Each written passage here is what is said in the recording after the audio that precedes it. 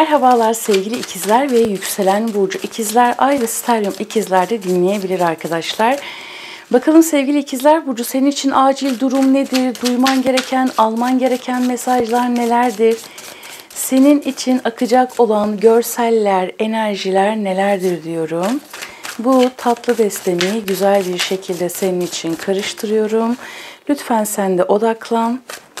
Alman gereken, duyman gereken mesajlar nelerdir diyelim derken güzel bir ses geldi arkadan arkadaşlar. Bakalım nasıl başlayacağız? İlk kartımı alıyorum. Arkadaşlar burada bir hapsedilmek var. Hapsedilmek var. Birileri ve bir şeyler seni o kadar çok esir almış ki sevgili ikizler burcu. Şimdi şöyle yapalım ya. Bu deste şimdi çok tatlı bir deste olduğu için arkadaşlar tatlıcık bir deste diyelim. O yüzden hepsini çekelim ve bu şekilde senin süreçlerini görmeye başlayalım. Bakalım, burada bir ziyafet ortamı var arkadaşlar. Hırsızlık etkisini çok aldım. Yani benden o kadar çok şey çalındı ki gerçekten hapsedildim. Hani yere yığıldım. Kupalarım ile birlikte yere yığıldım. Etim, kemiğim, iliğim sömürüldü denilen bir durumla başladık. Yani böyle bir sahneyle başladık. Ama orada çıkan başka bir şey var. Şimdi bakacağız arkadaşlar. Bakalım ne akacak diyelim. Hani şöyle bir şey var ya, sanki herkes seni bir konuyla ilgili işaretlemiş gibi. O suçlu, o haksız, o tükaka, o kötü gibi çok gereksiz, çirkin yakıştırmalarda da bulunmuşlar olabilir, ya bulunmuş olabilirler senin için. Böyle bir şey var ama senin o bulunduğun alan, yaşadığın etki, iş yerin, oturduğun yer, çevren. Burası nasıl bir şey biliyor musun? Hani bütün her şeyi sana saplamışlar. Seni koymamaları gereken yerlere koymuşlar. Ama o alanın temizlenmesiyle ilgili bir etki var. Yani şöyle, aslında ikizler burcu böyle değilmiş, şöyleymiş. Evet, zamanında böyle bir şey yapmış ama biz onu yanlış anlamışız.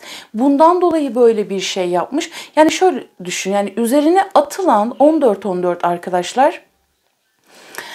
Üzerine atılan kara lekenin temizlenmesi gibi bir durum var her anlamda. İkizler tükakadır, ikizler bak aslında böyleymiş gibi. Bakalım, burada tatlı ve keyifli zevk alma süreci var açıkçası. Burada böyle bir elma şekerlerini anlatan bir sembol var arkadaşlar. Tatlı yiyelim, tatlı konuşalım formuna geçiş yapabilirsin. Bir bakalım. Fakat bir taraftan da senin zihnini meşgul eden, seni gizlenmeye ve saklanmaya iten bazı kötü söylemler var açıkçası. Bu çok güzel. Bu benim en çok sevdiğim şey. Hani bu nedir biliyor musunuz arkadaşlar? Bu geç gelen mutluluktur. Bakın, boğa burçlarına da buna benzer bir şey çıktı. Sizinle de bu şekilde şimdi arkadaşlar, boğalarda da buna benzer bir şey çıktı. Hatta boğa etkili olan ikizler varsa onu da dinleyebilirsiniz. Öyle olma ihtimali de olabilir. Belki ikizlersin, yükselenin boğadır, ayın boğadır, stelyumun boğadır. Belki boğasındır, dediğim gibi diğer... Bu önemli değildi. Şimdi burada sana çıkan etki ne biliyor musun? Sanki burada geç gelen bir mutluluk var arkadaşlar ya. Artık kendini gerçekten görmeye başlıyorsun ikizler burcu. Saklandığın, gizlendiğin pek çok konu varsa bunların açığa çıkması. Üzerine atılan kara leke, yaftalama doğru mu kelime miydi? Peki olmayabilir, değilse yazabilirsiniz arkadaşlar. Üzerine atılan kara lekenin aklanması var ve açığa çıkmak var. Ve burada hak ettiğin geç gelen ama zamanında gelen. Saçıma aklar düştü, yaşlandım, ihtiyarladım dediğim bir durum var. Hani yastık altı birikim deriz ya arkadaşlar. Kasada birikenler. Görmediğin kasa ama bu. Yani ilahi alem, yaşamımız, tekamülümüz, bunları düşünebilirsiniz arkadaşlar. Burada diyor ki bak, sen bir şeyleri kaybettiğini düşünebilirsin. Hatta yaşarken bile öldüğünü ve her taraftan bakın bu açılımın konusu böyle. Tamamen görselleri ve enerjileri yorumlayacağız ki genelde zaten öyle yapıyorum biliyorsunuz. Her tarafından bıçaklandığını düşünebilirsin. Yerde olmana rağmen seni kemirmeye ve sömürmeye devam etmiş olabilirler. Acımadan vurmuş olabilirler. Yerden yere vurmuş olabilirler. Ama burada diyor ki sen bu şekilde görüyorsun ama belki de o sadece bir rüyaydı. Yani sen orada da hani çok sevdiğim bir şey var ya benim. Zaten süreçlerimizde bu da vardır, sınavlarımızda. Onca kötülük görmeme rağmen, onca kötülük görmeme rağmen yine de kötü olmadım. O bilgeliğe ulaştım. Çünkü kötü olanların veya kötülük yapanların da o iyiliğe, o sevgiye ihtiyacı vardı. Deriz ve orada bazı belirli noktalarda bir şeyleri içimize atarız ya arkadaşlar. Olsun deriz ya. Anlatabiliyor muyum? Hani bu aptallık anlamında değil, kendimizi kullandırmak anlamında değil. Ama pek çok noktada bunu da yapmış olabilirsin ve bundan dolayı da belki kulağın birazcık çekilmiş olabilir. Diyor ki sen bunları yaparken zaten senin hazinen birikti. Senin değerlerin, sana ait olan bir şey. O kadar güzel hikayeler ve varken bu nasıl bir şey? Herkes bunu kendi hayatında görebilir. Gerçekten inanmak, kalben inanmak, sürecine güvenmek, beklemek ve beklediğine değmeyle ilgili. Diyor ki bak sen bir şeyleri kaybetmiş gibi gözükebilirsin ama arka planda çalışan çok farklı bir şey vardı. Biz senin altınlarını biriktirdik. Biz senin değerlerini biriktirdik. Senden pek çok şeyi çalmış olabilirler ama biz sana gerçekten sana ait olan şeyleri biriktirdik ve artık onu alma zamanındır bu. Arkadaşlar pek çoğunuzun hayatında bir kadın figürü çok sizi rahatsız etmiş. Bakın şu görsel sanki böyle tepenize çökmüş, hareket edemeyecek bir noktaya gelmiş gibisiniz. Kadın figürü ya da dişil enerjinin kötü tarafını kullanan bir erkek figürü de olabilir.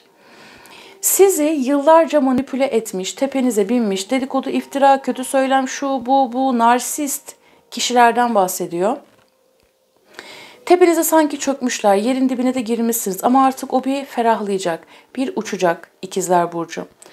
Bu bir. İkincisi, arkadaşlar ben burada şöyle bir şey aldım. Şimdi sen karanlıktan aydınlığa çıkacaksın ama hala seni tiftik tiftik etmeye çalışanlar var. Hala bir açığını bulayım, bilmem neyini bulayım, geçmişi önüne sereyim diyenler var. Fakat sen bunlardan da sıyrılmayı başaracaksın ve farklı bir dünyaya geçiş yapmak var. Yani başka bir gezegende yaşam bulmak gibi bir etki bu aslında. Sen kimsin, ben kimim sorusunun cevabı sana gelecek. Ve bunu pek çoğunuz zaman zaman da olsa dış dünyada aramış olabilirsiniz. Ama bütün cevapların senin içinden geldiğini de göreceksin aynı zamanda. Ben artık başkasının hikayesi değilim. Ben artık kendi yaşamımın, kendi düşüncemin, kendi fikrimin, kendi eylemlerimin kahramanıyım. Kendi dünyamın, hani dedik ya başka bir gezegende başka bir yaşam bulmak gibi bir şey bu. Böyle tatlı bir geçişten bahsetti. Ve burada kendi kimliğini de çok sorgulamış olabilirsin. Kendinden de şüphe etmiş olabilirsin İkizler Burcu. Görünüşünün değişmesi, enerjinin dalgalanması, belki kilo aldın, belki çok kilo verdin. Arkadaşlar zaten bu gerçekten sıkı bir savaşın içinden çıkmaktır. Sıkı bir savaşın içinden çıkmaktır. Bazılarınız çok abartılı kilo almış olabilirsiniz. Bazılarınız da çok abartılı kilo vermiş olabilirsiniz. Dış görünüşünüzle ilgili ciddi değişimler olmuş. Fiziksel yorgunluk, bedensel yorgunluk. Fakat şu an bu videoyu izleyebiliyorsan hala hayattasın, hala nefes alıyorsun demektir. Yüzdün kuyruğuna geldin demektir. Kendini bile yabancılaştığın noktalarda, hissizleştim artık dediğin noktalarda yeniden bir şifa diyor ki, şu aşamada yine bazı yanılgılar içerisine düşebilirsin. Yaptım olmuyor, olmayacak mı, gitmiyor, gitmeyecek mi, bu böyle mi gidecek, çok mu beceriksizim gibi hisler, seni manipüle eden sahte hisler, yoklamalı hisler, her şey bir öğretidir. Bunu unutmayalım arkadaşlar. Olabilir ama o dediğin noktada bak kendi dünyanı dedik ya başka bir gezegende başka bir yaşam bulma ile ilgili. Ve sonrasında her tarafından bereket fışkırması var. Her tarafından bereket fışkırması var ama yokluk bir sınav olduğu kadar varlık da bir sınavdı. Buraya kadar geldiysen, bu videoyu izliyorsan, buraya kadar geldiysen derken şu anki yaşamına kadar geldiysen, onca zorluğu her şeye rağmen atlattıysan, demek ki pek çok şeyin de farkına varmışsın demektir. Demek ki bundan sonraki sürecini de çok daha tatlı bir şekilde geçireceksin demektir. Ama bazı ikizler burcu gerçekten hayattan vazgeçmiş olabilir ya da vazgeçmek üzere gibi hissediyor olabilirsin İkizler Burcu. Burada artık kabuğunun kırılması var. Yeme içme alışkanlığının değişmesi, uyku düzeninin bozulması her anlamda, ama bu en başta söylediğim şeyi unutmayın. Sen bir şeyler yaparken zaten senin hazinen birikmiş. Arkadaşlar bakın, kendi hayatınızda da görebilirsiniz. Her yaş aralığından arkadaşlarım beni izliyor. Bir şeye gerçekten kalben dua ettiğimizde, gerçekten istediğimizde, o hissiyatı gerçekten istediğimizde, tam birileri ritüel falan yapıyor ama ben ritüellere karşıyım. Hani isterken de dua ile istemek, kendi yolculuğumuza, kendi tekamülümüze gerçekten iyi bir şekilde hizmet ederek, bizi ona hazırlayarak o nimeti istemek çok daha sağlıklı olacaktır. Farkındalığımız çok önemlidir. Çünkü ne dedik? Yani varlık bir sınavsa, yani yokluk bir sınavsa varlık da bir sınav. Oradan nasıl biz, yani neticede dünya alemi, hani giderken peşimizden götürmüyoruz. Şimdi burada tatlı ve keyifli bir süreç. Her şeyin farkına vararak ağzının tadının yerine gelmesi. Maddi bereket, sahip olma bilinci, bunun artması. Şimdi diyor ki bak, sahneye çıkma zamanı, parlamak, görünür olmak. Pek çoğunuz taşınabilirsiniz, yer değiştirebilirsiniz ve burada arkadaşlar özellikle ateş grupları, aslan yay olarak aldım. Koç etkili biri de olabilir ve toprak gruplarından gelecek olan destek var. Çocuklarınız varsa, ki beni çok fazla anne baba çocukları için de çok izliyor. Onların gelecekleriyle ilgili de güzel bir etki olabilir arkadaşlar. Hepimizin hayatında güzellikler olsun diyelim. Ve burada dış görünüşünü değiştirmek, kendinle ilgili yeni kıyafetler, yeni bir tarz, ufak hediyelerle karşılaşma durumları da söz konusu olacak. Bu ev konusunda şöyle bir durum var. Birlikte mutlu olabileceğin ailelerin ve insanların hayatına dahil olmasıyla ilgili. Ve burada sende farklı bir bilgelik oluşmuş. Arkadaşlar. Ama hep bir hırsızlık etkisi var ya, bu çok kötü. Hep bir senden çalınan bir şeyler var.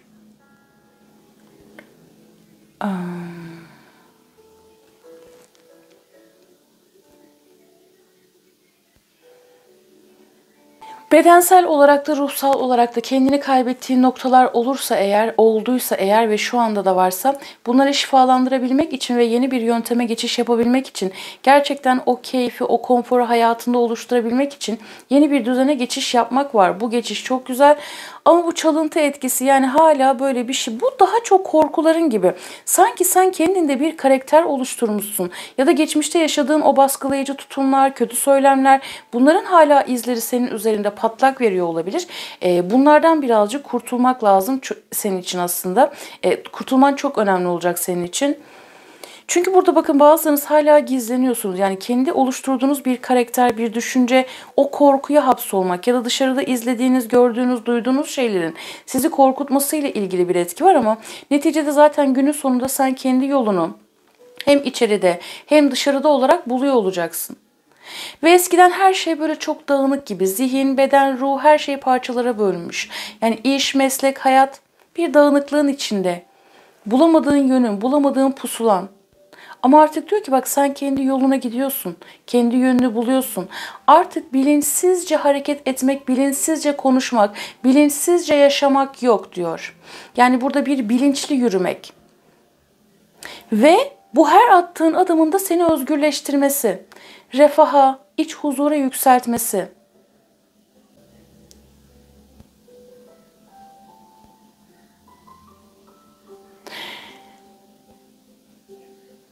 Güzel bir geçiş oldu arkadaşlar. Yani şöyle, yorucu iş arkadaşları, iş çevresi, çevre, komşuların, o bu şu.